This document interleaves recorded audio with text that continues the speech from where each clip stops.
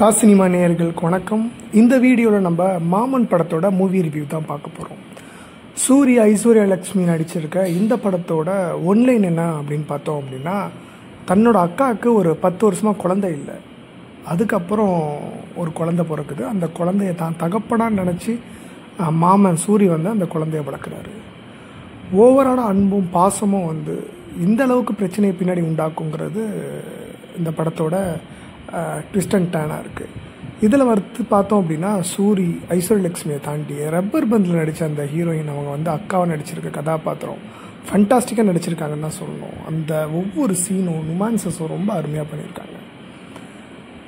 காமெடியும் எமோஷனலும் அழகாக பிளெண்ட் பண்ணியிருக்கிற இந்த படத்தோட நிறையா சீன்ஸும் வந்து பார்த்திங்கன்னா, அன்றாட நம்ம லைஃப்பில் கடந்து போன அண்ணன் அக்கா தம்பிக்குள்ள அந்த எமோஷ்னல் சண்டை, குடும்ப பிரச்சனைகள், குடும்ப தலைவனாக நடித்த ராஜ்கிரண் நடிப்பு எல்லாமே வந்து பார்த்திங்க அப்படின்னா ஃபென்டாஸ்டிக்காக இருக்குது. ஓவராலாக இந்த படம் இந்த சம்மருக்கு ஒரு ஃபேமிலி ட்ரீட்டுன்னு தான் சொல்லலாம். கண்டிப்பாக வந்து இந்த படத்தை பார்க்கலாம். இதுக்கு தாஸ் சினிமா கொடுக்குற ரேட்டிங் என்னன்னு வந்து பார்த்திங்கன்னா அவுட் ஆஃப் 5க்கு 4 கொடுக்குது. இதுமாதிரி இன்னொரு இவ்வளோ சந்திப்பும். நன்றி, வணக்கம்.